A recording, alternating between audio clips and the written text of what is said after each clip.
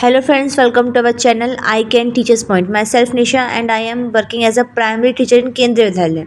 Friends, आज हम बात कर लेते हैं एनसीटी के एक बड़े फैसले के बारे में. इन्होंने अब कहा है कि जो बीएड और एमएड है वो जो कोर्स होंगे वो अब 1 साल के होंगे, जैसे कि पहले हुआ करते थे. और क्या जो 2 साल की बीएड है क्या वो अमान्य हो जाएगी? तो फ्रेंड्स, ऐसा नहीं है. जो 2 साल की बीएड है वो भी मान्य रहेगी, पर उसके साथ साथ अब जो बीएड का कोर्स है वो 1 ईयर वाला, यानी कि हम क्या करते थे, जो एमए होता था मास्टर्स करने के बाद हम जो है दोबारा हमें 2 ईयर का बीएड जो है गवर्नमेंट ने बोला था करने के लिए. अब इन्होंने बोला कि नहीं, अब आपको एमए करने के बाद सिर्फ 1 ईयर का ही बीएड करना है और 1 ईयर की ही एमएड करने का कोर्स भी दोबारा से आ गए हैं.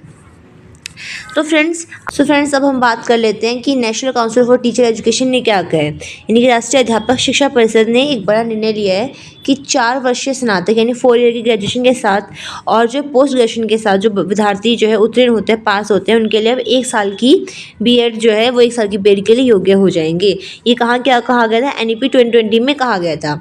ये चीज़ उन्होंने इंग्लिश में यहीं पे बोली है कि एनसीटी ने set to reintroduce a 1 year bachelor of education यानी कि बीएड 1 ईयर की एंड मास्टर ऑफ एजुकेशन यानी कि एमएड प्रोग्राम 2026 और 2027 में ये जो है लागू हो जाएगी, हर जगह आ जाएगी, यानी कि नेक्स्ट ईयर से. ठीक है, आप सब जानते हो फ्रेंड्स, जो पहले क्या हुआ था, इन्होंने एनसीटी ने सबसे पहले एनआईएस को जो है वैलिड करा, किसके लिए, डीएलएड के लिए, ताकि वो जो है पीआरटी के फॉर्म फिल कर सके, पीआरटी में जॉब ले सके.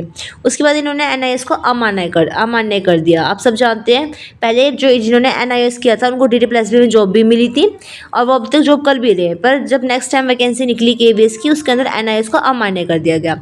उसके बाद इन्होंने जो है बीएड को मान्य करा कि बीएड वाले बच्चे जो है पीआरटी के फॉर्म फिल कर सकते हैं और पीआरटी में जो है पोस्ट ले सकते हैं. तो एक बार जब वैकेंसी निकली उसमें DD+B में और उसमें केवीएस में, तब जो है बीएड वाले बच्चे पास भी हुए, उनको जो है पोस्ट भी मिल गई, अच्छे खासे जो है वो केवीएस के अंदर जॉब भी कर रहे हैं.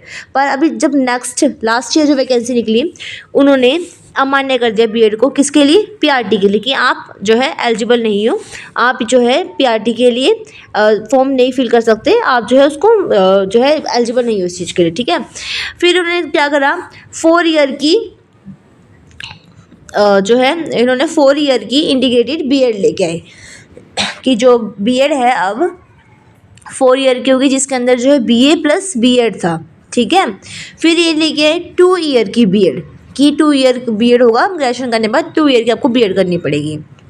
अब दोबारा से 1 ईयर की बीएड आ गई है. तो फ्रेंड्स, ये क्या हो रहा है, ये मजाक नहीं तो क्या ही है. ये बार बार जो चेंजेस आ रहे हैं हमारे एजुकेशन के अंदर, या तो कोई एक रूल फिक्स कर लिया जाए कि जो बीएड है जी 1 ईयर की होगी या 2 ईयर की होगी, तभी सही है कि हाँ चलो 2 ईयर की हो रही है हर बार, फिर 1 ईयर की होगी. कभी है ना इसको इंक्लूड कर देते हैं तो कोई बाहर निकाल देते हैं, कभी बीएड को इंक्लूड कर देते हैं तो कोई बाहर निकाल देते हैं. एक तरीके से ये हमारे एजुकेशन सिस्टम के साथ बच्चों के साथ सबसे बड़ा मजाक हो रहा है. बहुत सारे लोगों ने बीएड करा ही इसलिए था ताकि वो जो है प्राइमरी में टीचर बन सके, साथ साथ में उनके पास अपॉर्चुनिटी आ सके कि वो जो है पीआरटी के साथ साथ टीजीटी के लिए भी एलिजिबल हो जाए. ठीक है, पर उनका मेन फोकस पीआरटी था, पर उनको जो है पीआरटी से ही बाहर निकाल दिया. ठीक है फ्रेंड्स, तो एक तरह से ये हमारे साथ जो है मजाक ही हो रहा है. पर जिन बच्चों ने अभी बीएड नहीं कर रहा है और जिन्होंने ग्रेजुएशन कर रहा है या फिर जिन्होंने जो है एमए कर लिया है, मास्टर्स कर लिया है, उनके लिए सुनहरा मौका है कि आप अब 1 साल की बीएड करोगे और आप जो है एलिजिबल हो जाओगे अपनी पोस्ट के लिए. ठीक है फ्रेंड्स, अगर आपको ये जानकारी अच्छी लगी हो then please do like, share and subscribe my channel. Thank you very much.